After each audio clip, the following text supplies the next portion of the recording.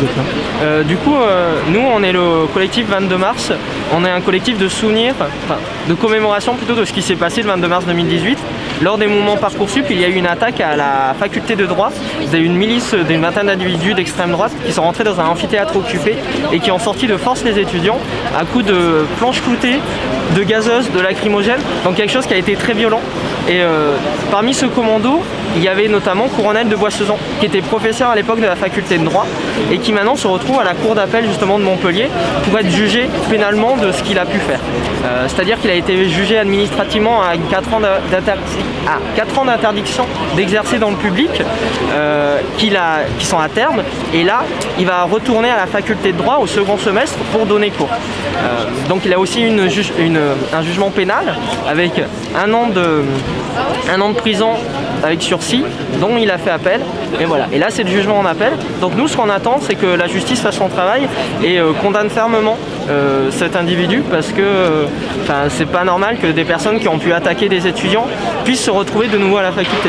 On attend du délibéré qu'il y ait une interdiction d'exercer définitivement. Parce qu'il faut savoir que pendant les 4 ans où il était interdit d'exercer en public, il est allé en privé, il était à l'école de Marion Maréchal Le Pen.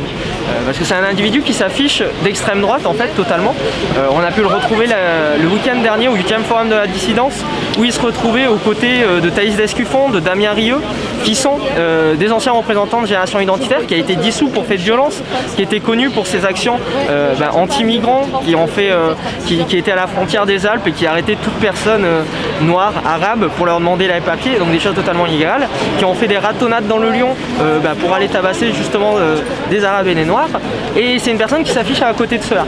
Donc nous on veut qu'il y ait un message fort qui soit rendu au travers de ce jugement, qu'on ne peut pas laisser accepter dans nos universités des personnes qui se revendiquent explicitement d'extrême droite et aux idées fascisantes. On montre là pour montrer notre colère. Nous on a été présents sur la faculté de droit, on a pu entendre les étudiants avoir peur du retour de cette personne-là, qui l'ont vu à leur second semestre et qui ont cherché des L1 qui n'avaient pas conscience de l'affaire, qui ont pu chercher le nom de leur professeur et qui sont tombés sur ce genre de choses, qui ont vu les vidéos de l'attaque et qui maintenant sont très inquiets de revoir ce genre de personnes présents au sein de la faculté. Donc voilà, on est là pour représenter les gens qui ne sont pas d'accord avec ce genre de chasse, quoi.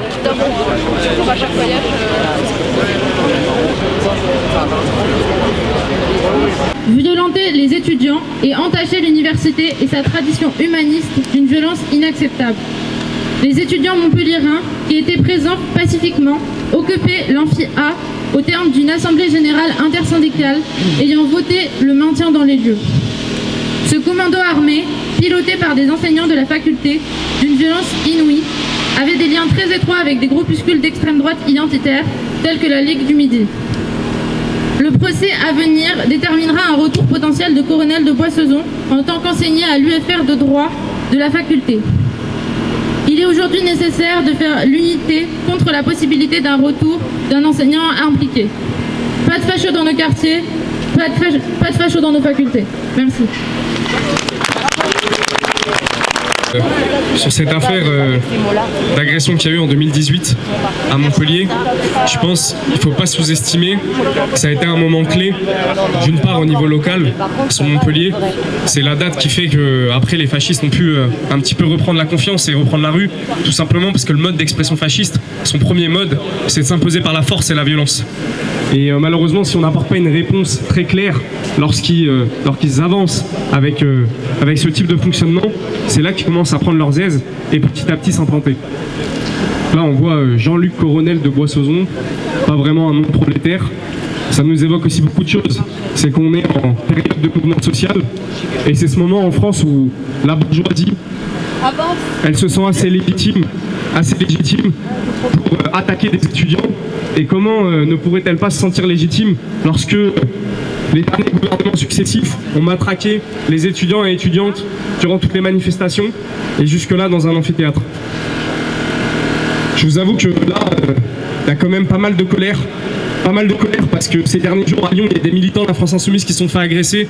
Vous avez dû voir aussi les députés de la France Insoumise qui se sont fait agresser à Bordeaux. Il y a une accumulation des violences de l'extrême droite. Et là, on se retrouve entre militants et militantes. Je pense qu'il ne faut pas qu'on se mente, camarades. On n'est pas prêts. On n'est pas prêt à une prise de pouvoir de l'extrême droite. Ça le rappelait, il y a seulement quelques mois, l'extrême droite elle a failli arriver au pouvoir. Imaginez déjà sous ce gouvernement ce qu'ils sont capables de faire, ce qu'ils feraient si l'extrême droite ils arrivaient au pouvoir. Et on n'est pas prêt, camarades, parce qu'on a un peu abandonné des principes dans notre camp social.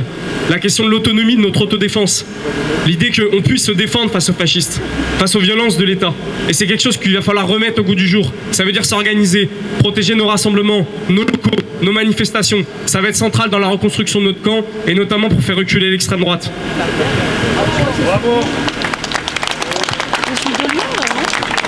Personnes qui font partie de la faculté de droit, mais on voit bien que c'est un endroit qu'on n'arrive pas trop à toucher, et c'est quelque chose, pour nous renforcer, on doit taper le plus large possible. Il ne faut pas qu'on s'arrête sur des préjugés et ce genre de choses. En faculté de droit, il y a une volonté de se mobiliser face à ce genre d'individus. Nous, on a pu le percevoir quand on tractait devant pour le rassemblement. Beaucoup de gens nous ont dit qu'ils ne voulaient pas revoir ce genre de personnes, et voilà. Tout ce qu'il faut qu'on base, c'est des bases claires politiques de nos organisations, pour savoir avec qui on ne peut pas travailler. Merci à vous. Si plus personne ne veut prendre la parole, je coupe maintenant. Et je mets de la musique, c'est cool.